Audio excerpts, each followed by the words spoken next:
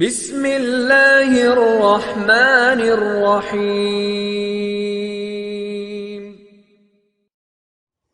بسم اللہ الرحمن الرحیم۔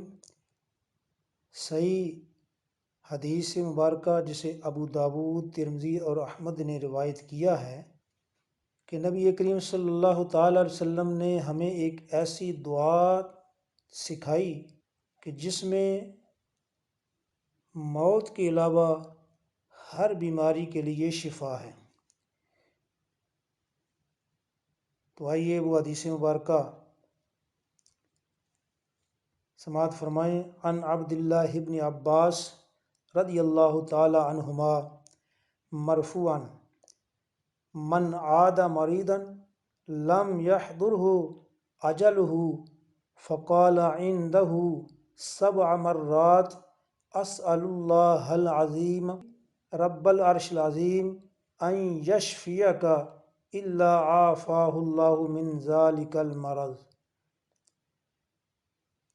حضرت عبداللہ بن عباس رضی اللہ تعالیٰ عنہما سے روایت ہے کہ اللہ کے رسول صلی اللہ تعالیٰ علیہ وسلم نے فرمایا کہ جب کوئی شخص کسی ایسے مریض کی عیادت کرے جس کی موت کا وقت ابھی قریب نہ آیا ہو تو اس کے پاس 7 مرتبہ یہ دعا پڑھے، اسأل اللہ العظیم رب العرش العظیم ان یشفیک الا عافاہ اللہ من ذلک المرض۔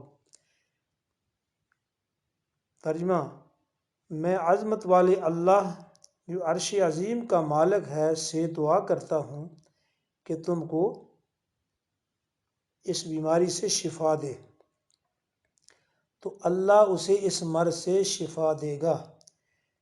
حضرت عبداللہ بن عباس رضی اللہ تعالی عنہما کی یہ حدیث مبارکہ بتاتی ہے کہ انسان جب کسی ایسے مریض کی عیادت کرتا ہے جس کی موت کا ابھی وقت نہیں آ پہنچا، یعنی اس کے اس مرض میں اس کی موت مقرر نہ ہو، تو اس مریض کو 7 مرتبہ عیادت کرنے والا یہ دعا دے، اسأل اللہ العظیم رب العرش العظیم ان یشفیک۔ یہ الفاظ اتنے جو ہیں یہ مریض کے پاس 7 مرتبہ پڑھنے ہیں تو اللہ تعالیٰ اسے اس بیماری سے شفا دے دے گا۔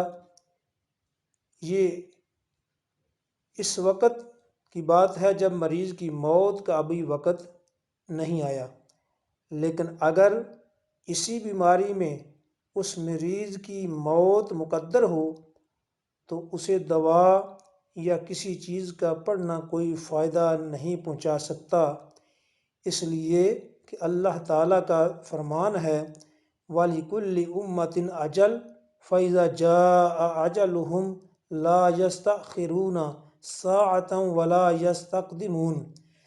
اور ہر گروہ کے لیے ایک وقت معین ہے، سو جس وقت ان کا معین وقت آ جائے گا اس وقت 1 ساعت نہ پیچھے ہٹ سکیں گے اور نہ آگے بڑھ سکیں گے۔ سورہ اعراف آیت نمبر 34۔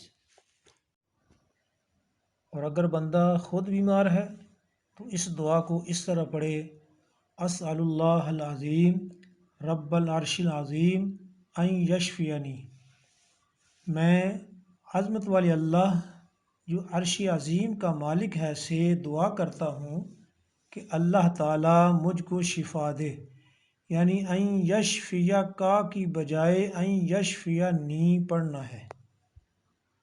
ویڈیو اگر اچھی لگے، پسند آئے تو پلیز چینل کو سبسکرائب کریں، ویڈیو کو لائک کریں اور اپنے دوست احباب کے ساتھ شیئر کریں تاکہ آپ کے لیے بھی صدقہ جاریہ بن جائے۔